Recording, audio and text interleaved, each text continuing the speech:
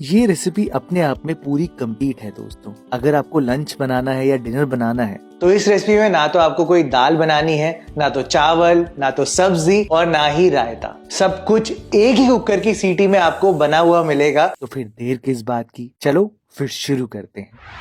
ये रेसिपी बनाने के लिए दोस्तों मैंने आधा कप तूर की दाल ली है। आप चाहो तो आप चना दाल भी ले सकते हो। तूर की दाल को आप कम से कम आधे घंटे जरूर भिगाना, मतलब अच्छे से धोकर वॉश करके आधे घंटे तक आप इसको भीगने के लिए रखना, तभी ये एक सीटी में सही से गलेगी, नहीं तो गलेगी ही नहीं। अगर आप यहाँ पर चना दाल का यूज करना चाहते हो दोस्तों तूर दाल की बजाय, तो आप यहाँ पर चना दाल को 2 घंटे तक भिगा कर रखना। और तो और जब सीटी लगाओगी तो सीटी थोड़ी सी ज्यादा लगाना ताकि दाल पूरी गल जाए। आधे घंटे तक जब आपकी तूर दाल भीग रही होगी तो आप यहाँ पर सारी प्रिपरेशन कर लेना। आप देखो मैंने सब कुछ सेट करके रखा है। मैंने यहाँ पर प्याज लिए हैं, छोटे छोटे प्याज है मेरे, तो इसलिए मैंने 3 लिए हैं, नहीं तो 2 से काम हो जाएगा। उनको आप मोटे मोटे स्लाइसेस में काट कर रख लेना और उनके लच्छे अलग कर देना। ये बहुत इंपॉर्टेंट है दोस्तों कि ये थोड़े से थिक होने चाहिए, तभी टेक्सचर अच्छा आता है। इसके साथ साथ सब्जियां थोड़ी सी आप लेना, जैसे मैंने गाजर ली है और गाजर को भी बड़े बड़े पीसेस में काट लिया है। कुकर में आराम से गल जाएगा और एकदम सॉफ्ट बन जाएगा। सब्जियों में यहाँ पर आप दोस्तों बीन्स ले सकते हो, कैप्सिकम डाल सकते हो, मटर डाल सकते हो। ये मैं आपके ऊपर छोड़ देता हूँ, जो आपका दिल करे आप उन सब्जियों का यूज करना। लेकिन बेस बनाने के लिए आप 3 टमाटर लेना और उनको एकदम मोटा मोटा काट लेना। और टमाटर एक बहुत इंपॉर्टेंट काम भी करते हैं इस रेसिपी में, तो हो सके तो देसी टमाटर ही लेना। मैंने थोड़ी सी गोभी ली है, लगभग 100 ग्राम गोभी होगी। और फिलिंग के लिए एक आलू जरूर ले लेना, उसको भी बड़े बड़े पीसेस में काट लेना। बाकी थोड़ा सा धनिया लिया है और हो गई हमारी सारी तैयारी। एक बात का बहुत ध्यान देना है दोस्तों, क्योंकि कुकर में हम यहाँ पर चावलों को पकाने वाले हैं, तो चावलों को आप एकदम एंड में धोना और एंड में ही पानी में डालना, नहीं तो आपके चावल एकदम भत जुड़े जुड़े से बनेंगे। 1.5 कप मैंने यहाँ पर लॉन्ग ग्रेन राइस लिए हैं और इन चावलों को एकदम एंड में, जब आप कुकिंग करनी शुरू करने वाले हो ना, तभी धोकर पानी में भिगोने के लिए रखना। यानी कि चावल को सिर्फ 10 से 15 मिनट आपने भिगोना है, ज्यादा देर मत करना, नहीं तो चावल जो है वो एकदम भत हो जाएंगे और सही से अलग अलग खिले खिले नहीं बनेंगे। तो ये रही दाल, ये रहे चावल, और फटाफट से अब इसको बनाना शुरू करते हैं।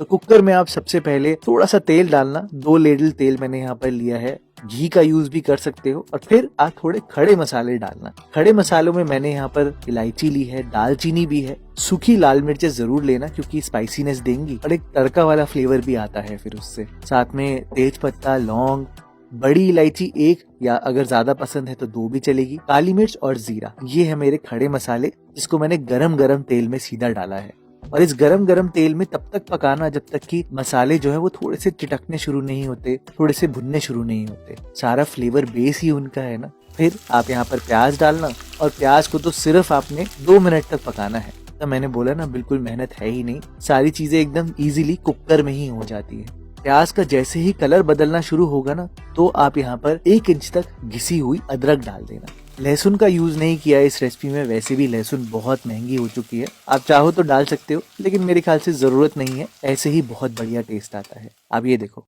अदरक भी भुन चुकी है, प्याज भी हल्के भुन चुके हैं। तो बस अब आप यहाँ पर आलू और बाकी सब्जियां जैसे कि गोभी, गाजर, ये भी डाल देना और इनको थोड़ी देर तक भुनना जरूर, नहीं तो जब कुकर में आप इनको पकाओगे तो वो एकदम ही सॉफ्ट हो जाएंगे और वो बिल्कुल भी अपना स्ट्रक्चर होल्ड नहीं करेंगे। तो 1 मिनट तक जरूर अच्छे से भुनना और फिर टमाटर डाल देना। और टमाटर आए हैं तो आप यहाँ पर नमक तो डालोगे ही, साथ में हल्दी और 1 चम्मच कश्मीरी लाल मिर्च।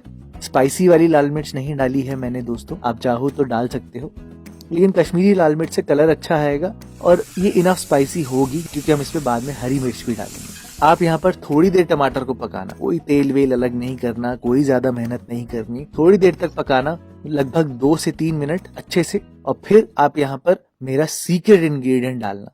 वो क्या है? वो है दोस्तों आधा कप दही। आधा कप दही में गरम मसाला नहीं, इस रेसिपी में मैं डालता हूँ बिरयानी मसाला 1 चम्मच। मैं धनिया पाउडर डालता हूँ और ये सब अच्छे से फेंट कर आप यहाँ पर कुकर में डालना।